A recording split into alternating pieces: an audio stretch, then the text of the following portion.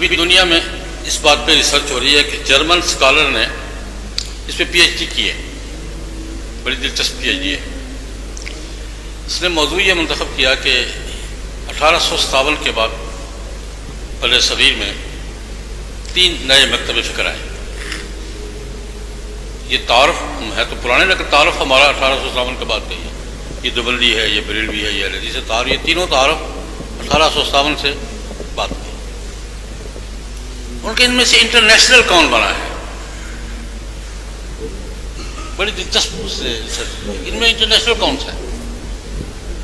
انہوں نے کہا انٹرنیشنل اس معنی میں، ایک تو یہ معنی ہے کہ دنیا میں ہر جگہ یہ حضرات ہیں، موجود ہیں، اس حوالے سے تو تینوں ہیں، لیکن ایشیائی نسلوں سے ہٹ کر افریقن اور مغربی یورپ کی نسلوں میں اپنا حلقہ پیدا کیا ہے، اس لحاظ سے صرف دیوبندی۔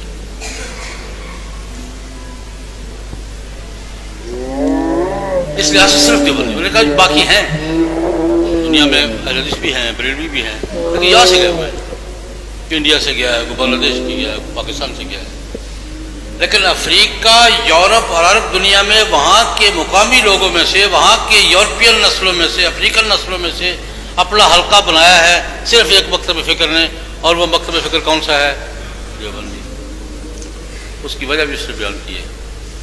وہ آیا تھا اسلام آباد، نام اس کا مجھے بھولا، جرمن، اسلام آباد یونیورسٹی میں اس نے لیکچر دیا، پورا چھپا ہوا ہے میرے پاس، اگر اس صاحب کو دلچسپی ہو تو لیکچر مہیا کر سکتا ہوں۔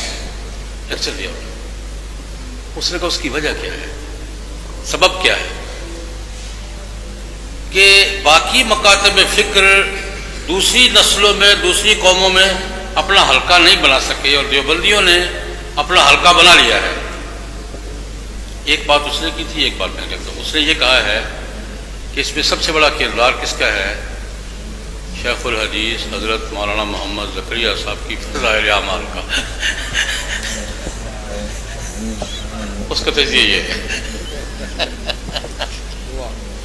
اس نے کہا اس میں سب سے بڑا کردار کس کا ہے؟ فضائل اعمال کا۔ بھی انگلش میں بھی ملتی ہے، فارسی میں بھی ملتی ہے، وہ جناب فرنچ میں بھی پڑھی جاتی ہے، پشتو میں بھی پڑھی جاتی ہے۔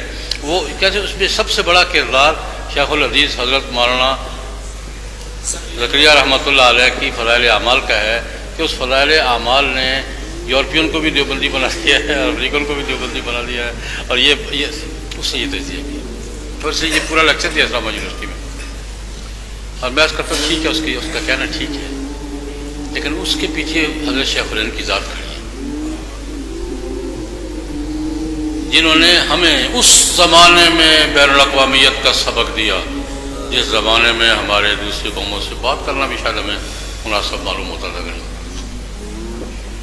یہ فکر کہ دوسری قوموں کے ساتھ بھی بات کرنی ہے اور ان میں بھی اپنا فکر پیدا کرنا ہے اور ان کو بھی فکر میں ہمنوا بنانا ہے، یہ فکر ہمارے ہاں سب سے پہلے کس نے دی ہے؟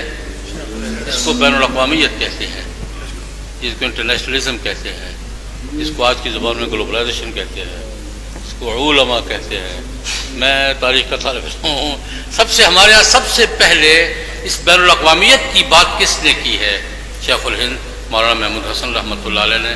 انہوں نے ترکوں سے بات کی، انہوں نے جرمنوں سے بات کی، انہوں نے جاپانیوں سے بات کی، اور اس وقت اپنی تحریک فکری اور سیاسی تحریک کے حوالے سے ایک ایسا نیٹ ورک بنایا جو نیٹ ورک اگر قبل از وقت پکڑا نہ جاتا تو دنیا کی حالت، پوری دنیا کی حالت مختلف ہوتی، پھر اللہ کے فیصلے ہوتے ہیں، فیصلے تو وہاں ہوتے ہیں۔ یہ تجزیہ نگار کہتے ہیں کہ اگر وہ نیٹ ورک قبل از وقت بعد بے احتیاطیوں سے پکڑا نہ جاتا تو دنیا کی کیفیت مختلف